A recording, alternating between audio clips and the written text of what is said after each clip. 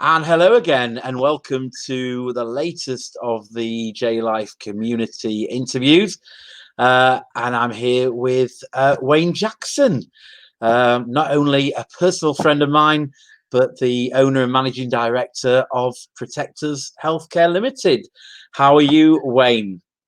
All good. A bit warm in this office today. It's one of those offices that's either very cold or very hot. There's no in between. So I've got a fan in the distance that you can't see blowing cold air onto me. But Right. apart from that, I'm fine, thank you. It's a bit like my conservatory. That's why I never use Well, it. it's a bit like that in here. Yeah. So obviously, Wayne, you're in the world of healthcare. Very interesting at the moment, obviously, in the current situation. Um, just tell me a little bit about your background and your personal circumstances, and a little bit about the kind of work you do. Well, I came into this in the insurance industry in about just under 23 years ago. And when I entered, it was all, I just believed in health insurance, and I got trained up on health insurance and used to go out there and, market my wares in selling health insurance. But the crux of it was to be, I suppose, independent. So you give independent advice and know that you're doing the best for the client. And over the years, that has developed into other things. So as I speak to you today, 23 years later, the core of the business is still the health insurance, but we do employee benefits, life insurance, health, critical illness, shareholder protection, key holder. But in fairness, the core of the business is the health insurance. And for those that got business, because we do it for individuals as well as companies, but certainly for companies, and it's very relevant over these last few years, and particularly now, employee benefits. I mean, why is it so important, do you think, right at the moment? I think COVID-19 has made people sit up and become more aware of what is a priority in life. I think when I spoke to you the other day, we mentioned about why should you have health insurance as an example. Yeah. People buy life insurance to protect their families, but people don't think twice about insuring their dog, their pet, their house, their car, their house contents. Quite rightly, I don't have a problem with that, but you need to insure yourselves. Yeah. And whether it's life insurance or health insurance, what COVID-19 has made us become aware of, you can very quickly, not only lose your health, but secondly, lose your business and lose what you've been working for years and years building up. At the click of a switch, something happens and it has a drastic effect on your business, and that can affect health. And if you're in bad health, waiting to get seen to, then obviously it can have a drastic effect on the business that you've built up. And it's the same. A lot of employees today, more so today, when I say today, probably over the last 5 or 6 years, as opposed to many more years ago, have become more aware of looking after their employees. Yes. A healthy workforce gives a healthy business. Yeah. Absolutely. There is a liability for employees to look after their staff, and they've become more aware of it. And of course, before COVID-19, a lot of publicity on mental health. Well, as you say, it seems to have accelerated that as well over the last few weeks. And now we're all kind of looking at how we're going to get back to work and how we're going to make sure the staff feel comfortable in that. Have you had to adapt as a business or as an industry at all, looking at the future and how things will work? Will it be very different? This industry used to be very slow in adapting. And I have to say, again, in recent years, and certainly over the last few months, they have really ramped up adapting to circumstances.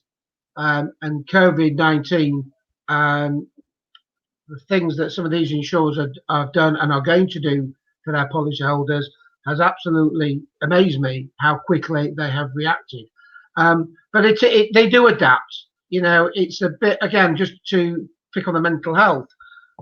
When I used to go out selling health insurance, and certainly to both individuals who look after themselves and their families and companies, they always used to say to me, "Oh, knock off the psychiatric. I don't need the mental health cover. We're all sane here." And they get a 10-15% discount for knocking that off. Today, everybody's asking me to put it on. Right. or to have it. And the reason I'm saying that is what's happened in the last couple of years is, and I'll just give you one example. I'll give you two: Bupa and Aviva. They now include it in the core cover, so we don't bolt it on. It's already included because it's become mental health has become a major thing. Yeah. So again, that's just an example of how an industry has adapted to the society that we're now in and what people are now sitting up and becoming aware of. You mentioned a couple of the insurance providers there, and I was going to ask you how you're obviously independent. How do you decide the right insurance provider for the right person or situation? Okay, we'll try not to get too technical here. You have two types of clients normally. One is those that have already got cover and those that don't have cover.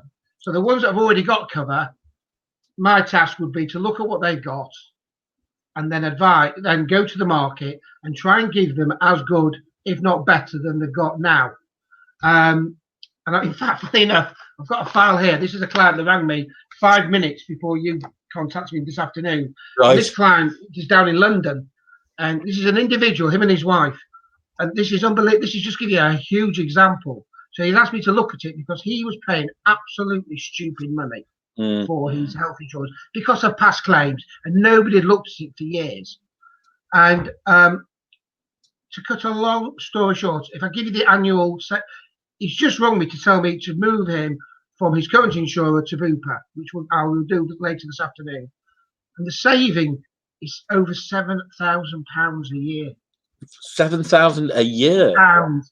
Unbelievable. He's down in London, paying London rates. Nobody's looked at it, and he just thought he couldn't move.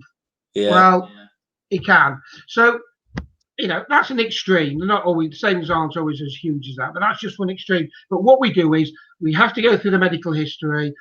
Age and postcodes are very relevant, and whether you smoke. So smoking, your age, and your postcode is relevant, and then we go out to the market, we tweak it here and there to match up.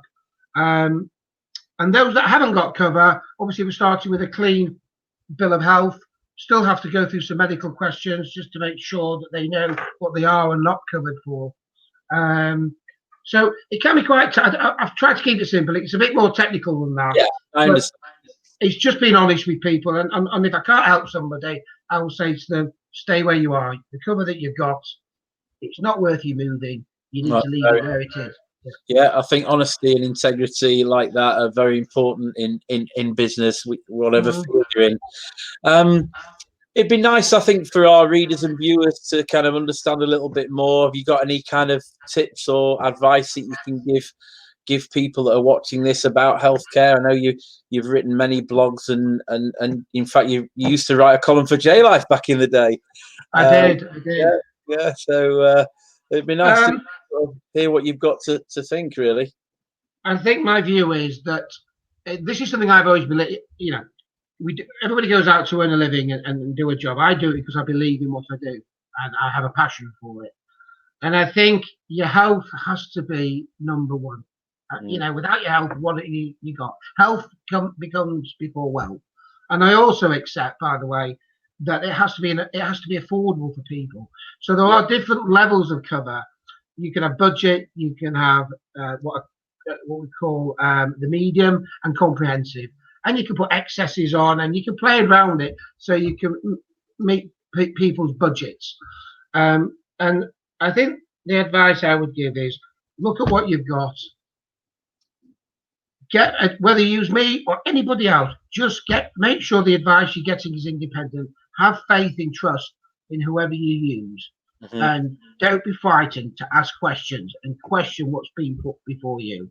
And always make sure that the one tip I would always give, every now and again I come across an old horror story where somebody's just in it for the money, they're broken, and they're going to grab the client from somewhere, is you need to make sure that it's done on the right underwriting. And that is really technical, so I'm not going to go into it on this recording, but it is getting the right underwriting for the client to make sure that it's set up properly. Yeah. Now, so just ask questions. Like myself, you are used to going out to see people. You built relationships on face-to-face meetings. Do you see that coming back, or do you think you'll be doing more of this kind of thing that we're doing now with clients? And is that as effective? Yeah, good question. I said I've been in this for 23 years, and in the early years, I used to jump in my car. I'd go and see anybody for anything, anywhere, and I'd be doing, 18, 20,000 miles a year. Now, before the coronavirus, I was probably doing 6,000, 7,000 miles a year, because a lot of it I can do. The industry has adapted to the internet, so a lot of it could be done over the internet. And I do have a lot of clients in London, and so I hop on the train if I need to see them. So it's just assessing. Sometimes you can't meet face to face. I don't care what anybody says. Certainly, if you're meeting new clients for the first time and you're trying to build up a rapport, or you want them to have faith and trust in you, as I want to have faith and trust in my clients as well, because I need to make sure they're getting the right information from them. So I think it's a fine balance. I think I'm quite happy to speak to people, whether it's via Zoom, whether it's just on the telephone, or transferring emails. I'm laughing. When I first started, I used to work from home, and my wife always used to comment on the postman because she felt sorry for him, because they used to walk up the drive carrying this sack of brochures and application forms, and and it takes us an hour to open all the envelopes. I don't think I get half a dozen envelopes a week nowadays, because everything's on PDFs. I think it's quite nice when you get a letter now these days. Yeah, but it's usually just a bill. So technology has taken it over. So I think going forward, I think you can't beat meeting clients face to face. Certainly in when you're building up a relationship for the first time. But I think there will be more of this. Yeah, I'm sure. So I think it'll be a mixture personally, and I think you probably go along with that. Well, finally, we must talk about our beloved Leeds United. So I know you're a big Leeds United fan, and you must have some aspirations for this season. What do you think is going to happen? Well, it looks like they're going to start again in a couple of weeks behind closed doors, don't they? And I feel for them. I mean, I've got 3 boys who are absolutely mad Leeds United supporters, and of course, I've experienced their every days. And I remember 92. They haven't experienced all that, and obviously they were getting, the excitement was building and building and building to them experiencing a promotion at the ground, and I think they're going to miss out on that.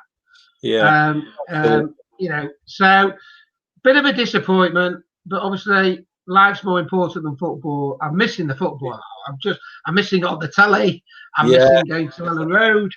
So we're all missing it. But I hope if and when we do go up, we'll experience a new era, hopefully, and experience. Got to think positive. We've waited a long time for this. I'm very jealous of you. I've also got 3 boys, but unfortunately 2 of them support Arsenal. Don't ask me. Excuse me. You can only blame the parents. What's all that about? Anyway, Wayne, fantastic to catch up with you. I really appreciate you doing this. I'm sure our readers will find it very interesting. So I'd like to thank you very much and wish you well for the future. Thank you very much. Thank you. Look after yourself. Keep well. Keep safe.